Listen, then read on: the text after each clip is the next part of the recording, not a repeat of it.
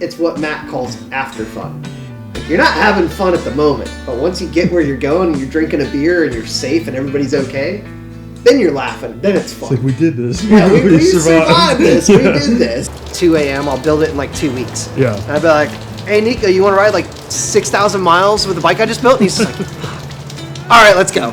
When people tell you to do something, especially the designer of a part, just do it. Follow the instructions. Do what they tell you. It's not like you didn't design it or anything, you know? Yeah, these are some of the bikes I have, some of the bikes that I've built. This Ironhead actually is a raffle bike that I got from Gusher Cycles. Okay. I threw down on one of the raffles, and it's a 65 Ironhead with the Magneto still. It's got my favorite, like, 33 with the hamburger front brake setup. It's super cool. When I got it, it had, like, short bars on it and drag pipes, and so in the middle of the night I made this 2-in-1 on it because I saw the dudes from Prism, Jake, he had done an early Ironhead that he rode like dual sport style, and he had one of the original 2-in-1 exhausts on it, and I loved the way it looked, so I kind of mimicked his Ironhead and made my own version of it with the raffle bike. So I buzz that thing around occasionally, or Robbie's wife Kit wants to borrow it, and so she'll ride it around. Like, it's the loaner bike, which is perfect. And then Blue over here. So this bike was like a 4 or 5 year project that I finished up. When I first built it, I actually had a Joe Hunt Magneto on it, which continuously failed me. Like, I kept breaking parts of it. I kept fighting it and breaking parts of it. So I took it off and I put a cone back on it, and then Eric from F&A called me one day and was like, hey, I think I fixed the problem with that mag. Would you test this one for me? And I'm like, okay. So sent him some money. He sent me this prototype mag, which I ran through the whole Nova Scotia trip, and I only had one problem. Like, I didn't follow his instructions. I didn't Loctite it and like grind the shit, or like, you know, I didn't lock in the little set pins. I didn't, because like they're so tiny. I was afraid of putting the Allen in and rounding it off. So he said like Loctite it and, you know, crank the shit out of them. And I was like, okay. And so I like put them all together and kind of like got it all fit, and it ran good. And then it was like when we were coming through Bay of Fundy and I didn't have any brakes and I was downshifting, I was engine braking, and the RPMs were so high that it was vibrating stuff off the bike. Oh, shit. And so it vibrated those pins loose on me. So I rode it for like the rest of the day till we got to an area where I'm like, this thing's running a little funny. And so pulled it off, fixed all that, put it back together. It's been perfect ever since. So when people tell you to do something, especially the designer of a part, just do it. Follow the instructions. Do what they tell you. It's not like you didn't design it or anything, you know. And this is the one I'm familiar with. Yeah, this is Pink Bike. Yeah, this is the Flamingo. She's my OG. So this poor bike.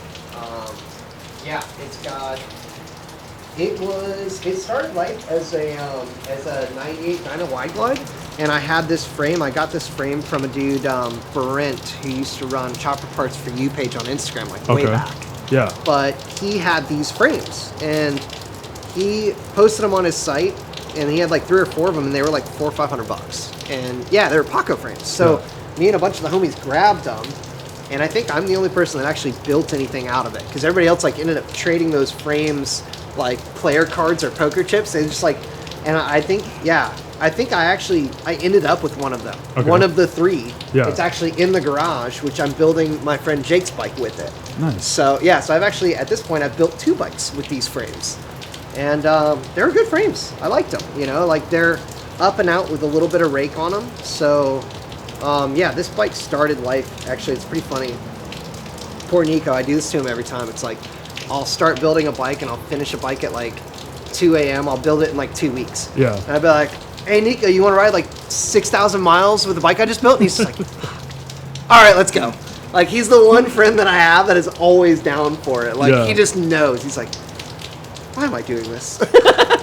But we always end up with a good time and good stories. So I built this bike originally in 2 weeks.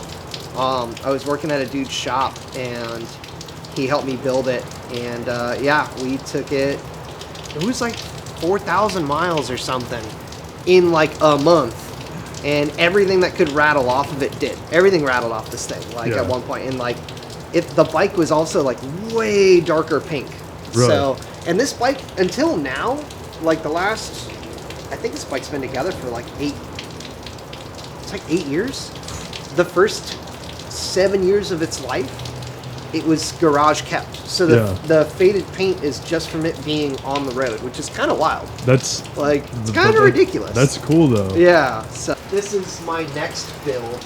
So it looked a lot better, but it's been sitting outside for a while, so it's gotten kind of gross. Unfortunately, these invaders, these Hallcraft satellite invaders, they were like brand new out of the box when I got them, and it's been sitting outside for a little while. That's how it goes. Florida. It's Florida. It's Yeah. fine. Yeah, this is Jake's. We think it's like a 96-inch Stroker Evo motor. Yeah. So I have the cow pie fit in here and everything, and I built this exhaust. It took me like 2 weeks of fighting with this exhaust because there's a reason why nobody did a squish pipe on an Evo. And it's because it's stupid. And I had it in my head that I was going to make something cool.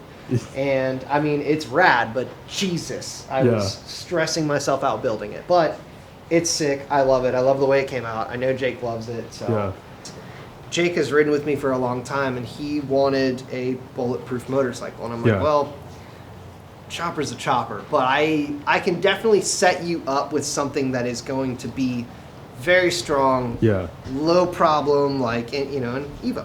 Trying to get, it's like there's a formula to it. It's like you can have lots of problems or little problems. Which one you want? You know what I mean? Pick your poison.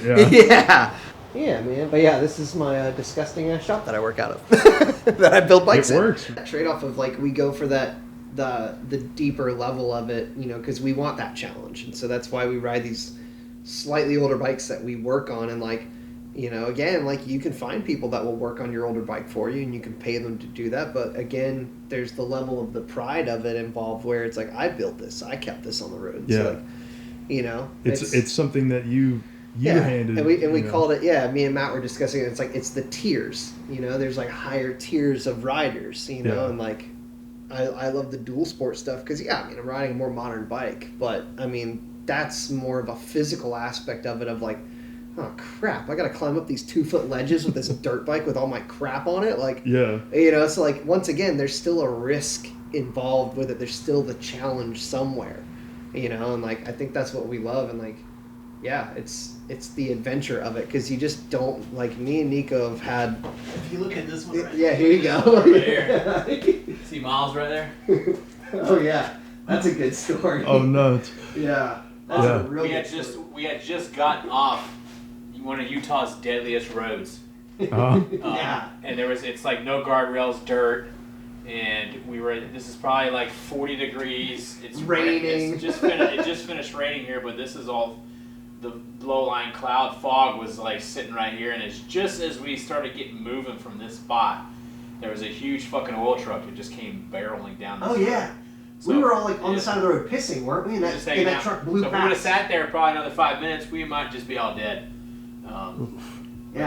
Just gnarliness. Are you in that one, dude? Or Myles there? Yeah, that's that one. That was EDR. That was when we had to pull over because we lost Jeremy. And then we heard Jeremy coming down around the bend. Right there. Yeah. So he was on one lung on his shovel head. Yeah. Poor Sarah was having like freaking heat exhaustion. Yeah. We always end up with wild stories, that's for sure. But that's the best part of it. I mean, that is part of it. Yeah, it's not always. I mean, it's what Matt calls after fun. Like, you're not having fun at the moment, but once you get where you're going and you're drinking a beer and you're safe and everybody's okay, then you're laughing. Then it's fun. It's like, we did this. Yeah, we survived this. We did this. That's. Anytime you all get together from the post trip, you're just fucking sitting there and laughing about everything that happened. Leave that? Yeah. It's like we have our group, we have our friends, and it's like we pick people up along the way, and it's like, oh, you ride crappy old motorcycles? You built it yourself? Yeah, come ride with us, man. Hang out. Like, that's kind of how it happens for all of us. We all learn from each other. It's like we all learn, because I've seen shit break that I've never seen before break, and I'm like, well, that's a new one. And like everybody learns from it. Nico's, your adjustment screw for the clutch was like freaking wearing down, wasn't it? Which, I've had that before, so I carried a spare, and so, I had it on standby, but he ended up taking and making his own bolt that was way longer, and so we finished the trip out, without issue. And then my clutch hub fell off, which that's happened before. But the reason why that happened before was because I didn't have the lock tab. Yeah. Well, this time I had the lock tab. I lock tab everything, torqued, everything was perfect, and I didn't Loctite it because I used the lock tab like you're supposed to.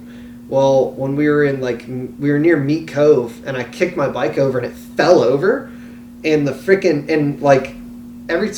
my bike's kind of finicky where when I start it I have to give it a little gas so it preps. And so I just kicked it and started it and it revved up and then it fell over because the kickstand folded out. And so I fell into Levi's bike and my clutch hub smacked the ground. And it shut the bike off. It hit the ground so hard that it actually grooved the basket all the way around, which is kind of nuts. But we pick the bike up, get it started, everybody checks everybody's shit, everybody's okay. And so then we ride. Well, we ride for 2 hours and we're heading towards a gas stop, and I go to push the clutch in because we're getting off the interstate, and I'm like, oh, that's weird. My clutch has less, engagement than normal. I'm like, whatever. So we pull up and stop.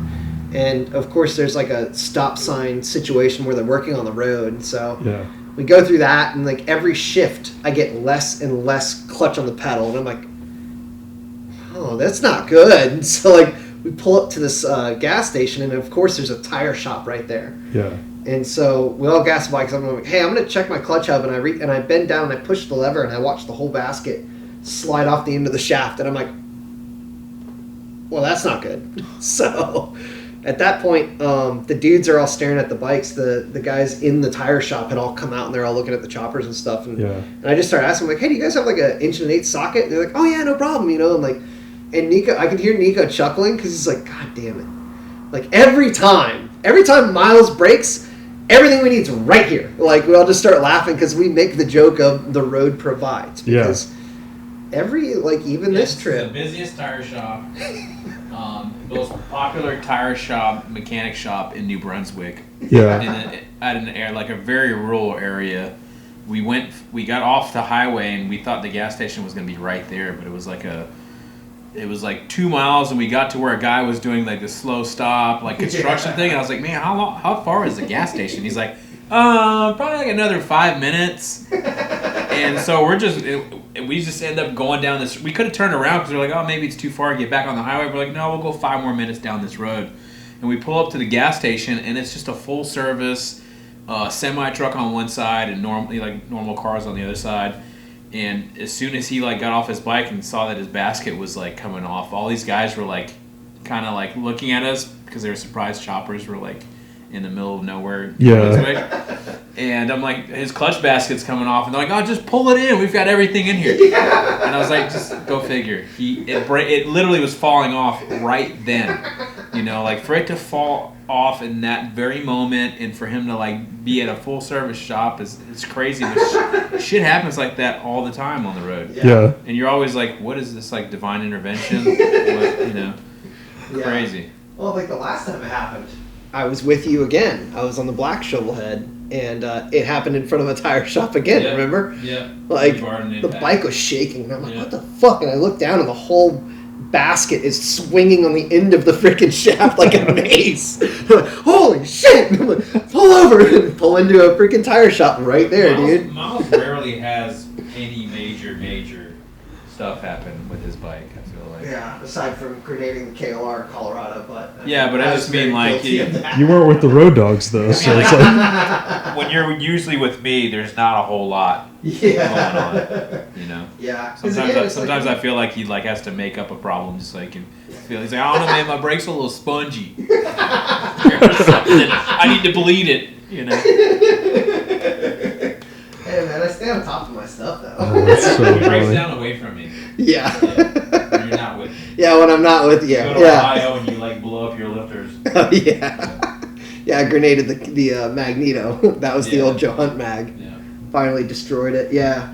Yeah, I rode Sturgis and blew up my lifters. Destroyed a cam. Yeah, it's whenever I leave my good luck charm at home. It's when I get in trouble. It's like a lucky rabbit's foot. Yeah. I think our bikes just like each other. Yeah, I think that's what it is. They're just stronger together. That's so awesome. Potatoes. Yeah.